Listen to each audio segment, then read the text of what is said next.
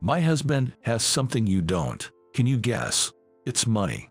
Money is a man's status symbol, you poor thing. After years, I attended a reunion where a beautiful classmate, who always looked down on me, said this. While I was reminiscing about reuniting with friends, her comment was a real dampener. Indeed, during my school days, I wasn't blessed with wealth and life was tough. That's why I believe I understand the importance of money in life more than most. However, I learned what truly matters at my current company. A man approached me and said in an energetic voice, "Hi, Ryan. The company you run is doing great." You can easily imagine the look on my classmate's face upon hearing this. For me, it became an unforgettable memory. Yes, I had a hidden identity that my classmates didn't know about. My name is Ryan Anderson.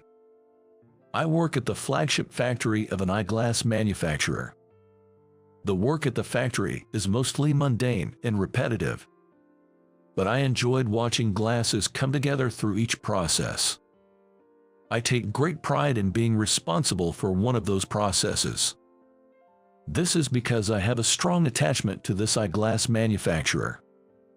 The glasses I still wear from this manufacturer aren't ordinary. They are known as color correction glasses, designed for those who have difficulty seeing colors from birth. Ryan, try these glasses on. Don't worry, go on. It's okay. As a child, my parents gifted me my first pair of color correction glasses. Wow, what are these? They are so beautiful. The moment I put them on, the world turned vivid. I'll never forget the shock of seeing the world change so dramatically. Having always felt different because I saw the world differently, I dreamed of making such wonderful glasses and helping others like me. Yet, there was someone who mocked my current job. "Ryan, are you still working at the factory?" That person was Natalie. Natalie was a classmate from high school, and we used to hang out with the same group of friends. What's wrong with working at a factory? Nothing wrong, but going to college only to end up working at a glasses factory. So lame. Haha. Every time we went out drinking with mutual friends, Natalie would bring up my factory job and laugh about it without getting tired. Natalie was beautiful, but mean-spirited. Natalie, that's your problem. Whatever. Look at you, acting all high and mighty just because you work at a factory. Natalie made a displeased face at my lack of enthusiasm, but the feeling was mutual.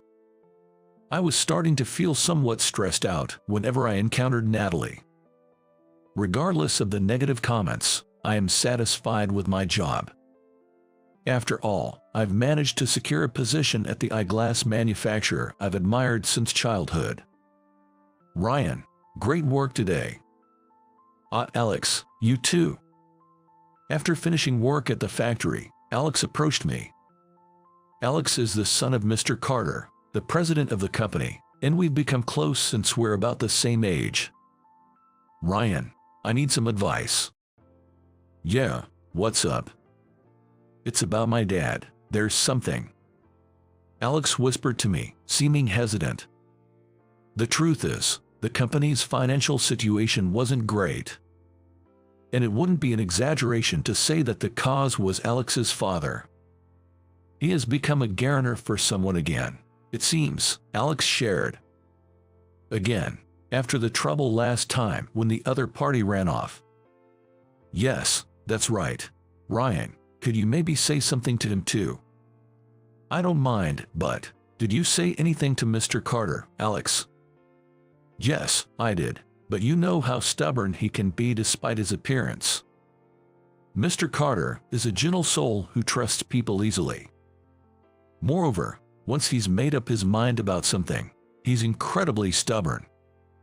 This trait has led him to be duped by fraudulent schemes multiple times and become a guarantor for people he barely knows.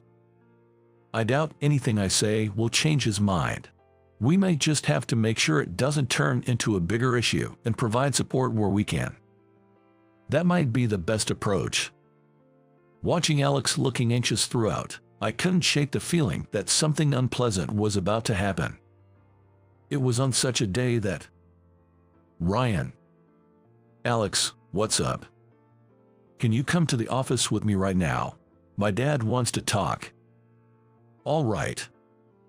Alex, looking pale, broached the subject, and I nodded in agreement, responding curtly. I had a bad feeling about this. Mr. Carter, you wanted to see us. Hi, we're here as requested. With a lingering sense of unease, Alex and I entered the president's office. Ryan, thank you for coming, and you too, Alex. Please, both of you, take a seat. Mr. Carter greeted us warmly, but he looked terribly worn. I wanted to discuss something with you both before making it official. Mr. Carter, I understand why Alex is here, but me as well.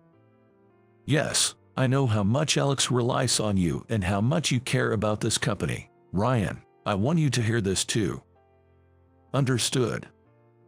With resolve, I waited for Mr. Carter's next words. The sound of Alex holding his breath could be heard beside me. First, I need to apologize to both of you. I'm truly, very sorry. Dad. Mr. Carter, what happened? Shocked by Mr. Carter's sudden apology, both Alex and I couldn't hide our turmoil.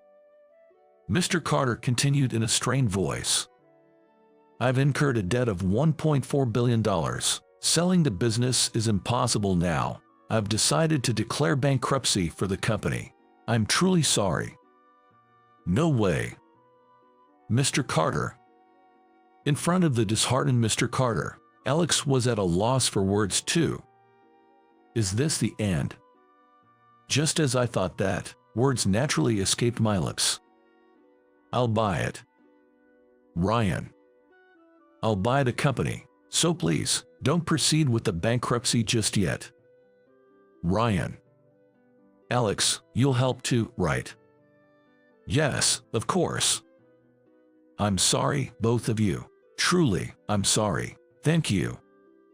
In front of Mr. Carter, who repeated his apologies and gratitude through tears, I made a vow. I will turn this company around, no matter what. Taking over as president through acquisition, the first thing I initiated was a review of the business plan. Ryan, are you going to redo the business plan now? Yes, there's still a bit of leeway with the repayment period for the debt. Let's create a plan that reduces the debt while recovering the business. Understood. I gave Alex a role to support my tasks. However, running the company was tougher than I had anticipated. Ryan, a product similar to the new product idea we were considering, has been launched by another company. What, really? Even when we tried to launch new products, rival companies got there first. We were too late. That color correction glasses idea was key to our new business plan. Recently, there have been more new companies in this industry. New products are coming out faster than before. It's tough when things don't go as planned. Days went by without progress. But Alex and I, both deeply attached to this company, were determined not to lose it and worked desperately every day. While we managed to secure salaries for our employees, the difficult financial situation persisted. During these challenging times, I saw a glimmer of hope. Ryan, I've completed the data collection you asked for. Thank you. I immediately reviewed the documents Alex handed me. As you instructed, I revisited the new product proposal. Good. This is much better than before. Are these costs accurate? I've estimated a bit generously, but it won't go higher than this. What do you think? Yes, just as I thought. If we can sell just 3 units per day in each store, we can definitely turn things around. This was a realization we had while working on the business plan together. Despite the worsening financial situation, our company was once among the top in domestic market share. Though significantly reduced, we still have over 100 stores nationwide. We may just make it if that's the case. Exactly. Now, let's focus on boosting sales in each store. Yes. Just as I thought we had found the right path, I was soon confronted with a harsh reality.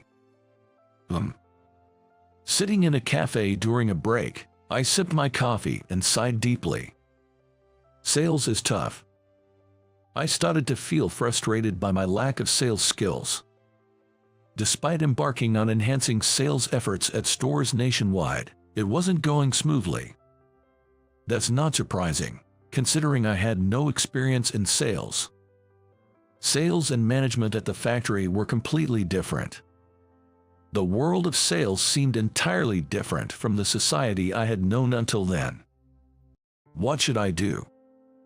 As I sat there, stumped, a familiar face passed by. Emily. I called out without thinking. What? The woman in a suit turned around, surprised to see me. Could it be Ryan? It is you, Emily. I felt a hint of joy at this unexpected reunion. She was Emily, a classmate from my high school days. We had drifted apart after graduation, but back then, she was part of the group I hung out with. It's been so long. I never expected to run into you here. Really, it's been a while. Oh, can I sit here? Of course. Thank you.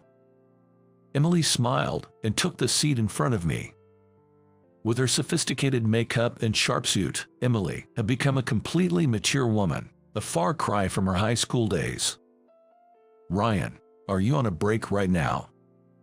Yeah, something like that. What about you, Emily? Me, well. Emily smiled ambiguously, looked around cautiously, and then whispered to me. I quit my job today. Really? Are you okay? Did something happen? Yeah, a few things. Emily shared her situation with me, seeming hesitant. To put it simply, I was about to be removed from sales. Emily, you were in sales. Yes, I love sales, and I'm proud to say it's my forte. I've been at the top of the sales charts recently, but there was a superior who didn't appreciate that. I see. Listening to Emily's story, I wondered if this could be a golden opportunity. Emily, this is sudden, but... What's up? I want you to come work at my company. What? Your company? Ryan, are you a business owner? Yeah, I am, but there are some circumstances. I explained to Emily how I came to run the company and the current situation we were in. What? So you bought a company that was in debt? That's right. And you're struggling with sales? It's embarrassing, really. No, it's not embarrassing at all. Emily, I've decided I'm going to your company. Really, Emily, are you sure?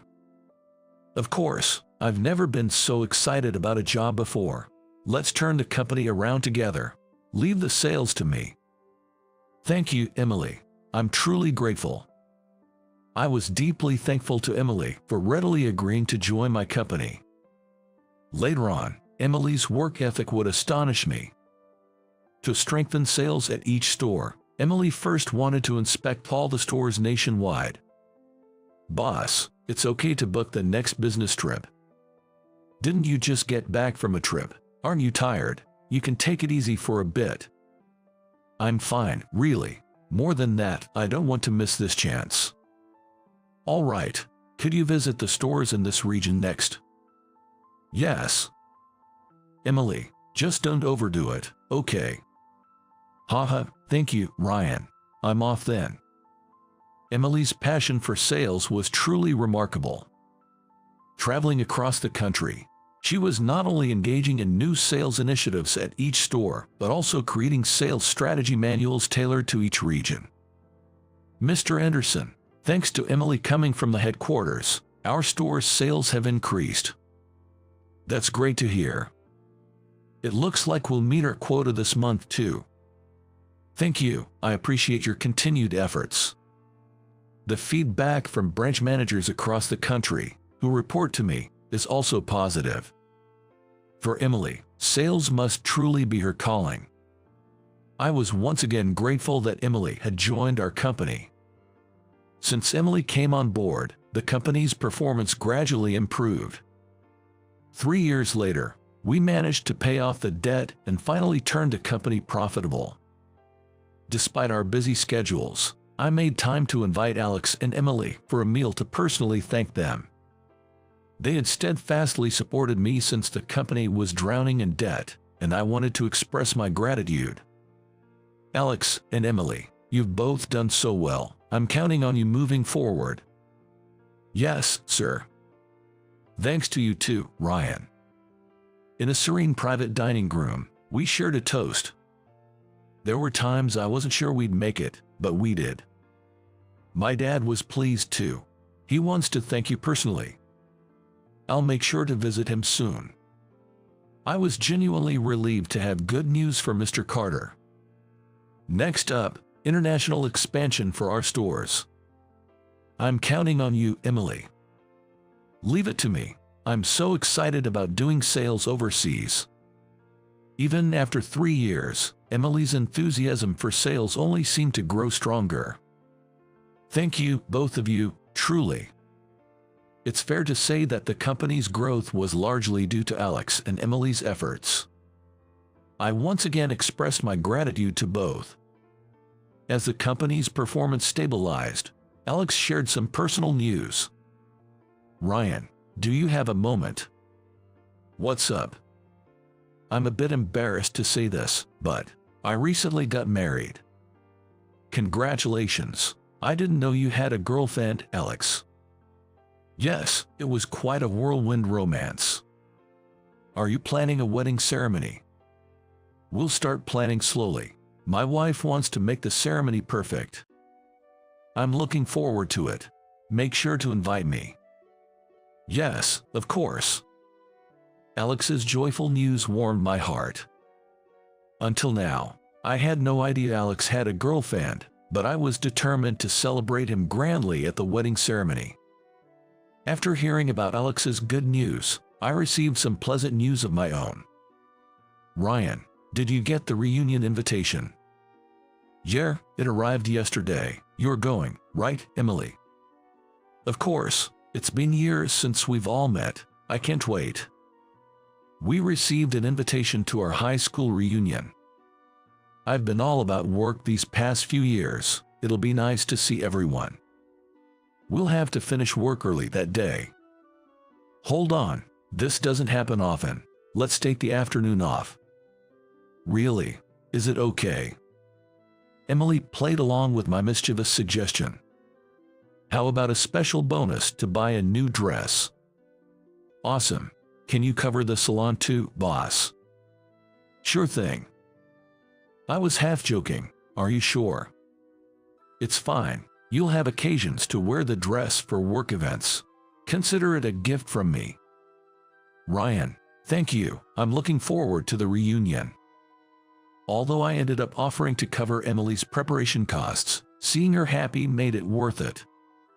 I was happy to see my friends after such a long time. Emily and I were looking forward to the day of the reunion while adjusting our work schedules. On the day of the reunion, Emily and I finished our morning work early, got ready, and headed to the venue. Wow, quite a few people have gathered. Yeah. I glanced at Emily, who was looking around the venue nervously. Something wrong? No, nothing. Our eyes met directly, and I honestly felt my heart skip a beat.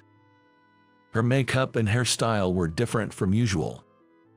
Emily, dressed in the dress I had given her, looked incredibly attractive. The dress suits you. Thanks. We both turned away, feeling somewhat embarrassed. Just then, someone came between Emily and me. Isn't that Ryan and Emily? Wow, it's been so long. It was Natalie. I had forgotten about her. Since it was a high school reunion, it was natural for Natalie to be there. But honestly, I had hoped not to meet her. Natalie, you're here. Of course, I have something I want to announce to everyone today. Are you okay, Natalie? Natalie, who seemed drunk and was slurring her words, was supported by Emily. But Natalie continued to talk about herself, not minding her state. I got married. Really? I had no idea. Congratulations. Jup. My husband is the future president of a big corporation. That's amazing, Natalie. The wedding will be in Hawaii. I'll invite you too. Oh, but Ryan, you might not be able to afford it, right? Always making those weird glasses in that boring factory. Sorry, haha. Natalie, you've had too much to drink. Maybe you should sober up a bit. Even when drunk, Natalie didn't forget to assert her superiority. Her unpleasant personality was astounding. Whatever, you're still so boring. Come on, Natalie, let's sit over there. As Emily tried to lead the staggering Natalie to a chair, Natalie suddenly said, Hey, I know something. What is it? Natalie, with a malicious smile I had never seen before, made both Emily and me freeze. Ignoring our reactions, Natalie grinned and turned to Emily. Hey, Emily, you're good at sales, right? It's not that big of a deal. Don't be modest. Hey, did you know? I heard a rumor about you. A rumor about me? Yes, listen up, everyone. Suddenly, Natalie raised her voice. The gathered classmates turned their attention to us. Emily here is known in the sales world as a loose woman who uses her charms to sell products. How scandalous. Haha. What? No, that's not true. I don't know anything about that. Why would you say such a thing? Natalie, stop it already. I instinctively stepped between Emily and Natalie, pulling them apart. Hey, be careful. Natalie, nearly losing her balance, glared at me. Ryan, it's not true. I've never used seduction tactics like that. Amid whispers from the classmates focusing on Emily, her voice trembled with fear. It's okay, I know. I reassured Emily before turning back to face Natalie. Natalie, even if it's a joke, it's in poor taste. Apologize to Emily. What? It's none of your business. It's not about whether it's my business or not. Just apologize to Emily. Annoying, aren't you? Why so desperate? Oh, Ryan, could it be that you have to? What are you talking about? Natalie smirked at me, her expression filled with malice. Ryan, could it be that you've fallen for Emily's seductive tactics? What? Men are so simple, aren't they? A woman dressed in a dress like this is obviously trying to allure men, right? Suddenly, Natalie hugged Emily, crumpling her dress. Stop, Natalie, stop it, please. Emily, just admit it already with that dress. How far were you planning to go with Ryan today? Natalie, enough is enough. Just as I was about to separate Natalie and Emily again. Natalie, I've come to pick you up. Alex appeared at the entrance, waving at us. Alex. Alex. Hey, Ryan, and Emily too. Well, so my boss was classmates with my wife. What? Wait, who what? Confused, Natalie looked back and forth between me and Alex. Alex hurried over, still waving. Sorry, my wife asked me to pick her up, but I'm a bit late. Natalie, can you walk? You're so drunk. Alex, what do you mean? Natalie. I called her name shortly. What? Natalie turned around, her face pale as if sobered up. Too bad. Your husband you brag about is my subordinate. No way. It's true. Want to see a business card? Oh, and show her yours too, Emily. Oh, okay. Emily and I handed our business cards to Natalie. No, this can't be happening. Natalie, trembling, stared intently at the business cards. Natalie, I bought the company from Alex's father, and now both Alex and Emily work for me. Alex isn't the next president. President, that was my dad's title. I've explained this to you many times, Natalie. Did you still misunderstand? No way. Stunned, Natalie collapsed to her knees. Natalie, my company wouldn't have grown this much without Emily's help. Her sales skills are genuine.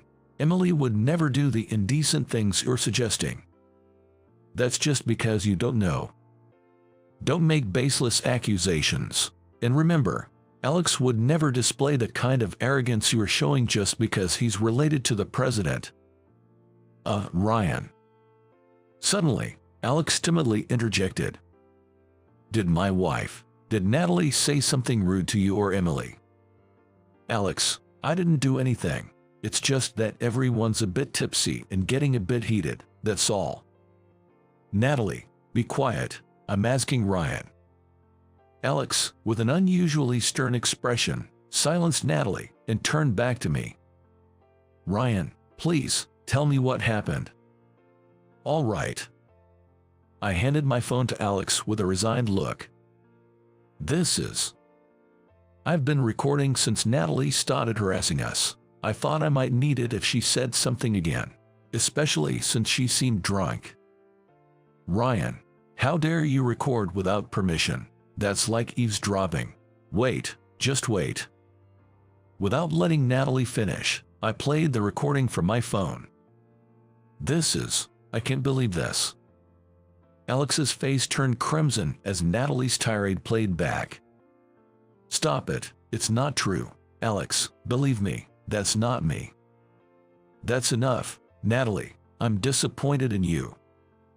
It's different, Alex, I was drunk. I don't remember anything. Natalie. Alex looked at Natalie, who was desperately trying to find an excuse, with a sad gaze. I can't be with someone who speaks ill of my boss, Emily, or the company my dad built. Natalie, I want a divorce. No, I don't want that, no. Natalie's scream echoed through the venue. It was some time later that Alex informed me that the divorce with Natalie was finalized. Ryan, I truly apologize for the trouble. You're too gullible, just like your father. Both of you need to be more discerning. Don't be mean. Haha, sorry. I tried to lighten the mood with a joke as Alex apologized with a serious face. But after this incident, I couldn't help wishing Alex would learn to be a bit more skeptical of people. As for Natalie, now alone after the divorce, her situation seemed quite pitiful. Her habit of trying to one-up others had accelerated after marrying Alex, driving her friends away. Natalie was dependent on Alex for her lifestyle. After the divorce, the prospects of remarriage were slim, and with virtually no career of her own, she's now struggling with part-time work. Emily, I'm sorry. For what? For that time, it must have been tough for you. It was unpleasant, but it wasn't your fault. Seeing Emily smile awkwardly, I felt something inside me burst open. Emily. Yes. I love you, please marry me. What, really? Emily's face turned bright red at my sudden proposal. And thus, a future where I would lead a happy married life with Emily was not far off.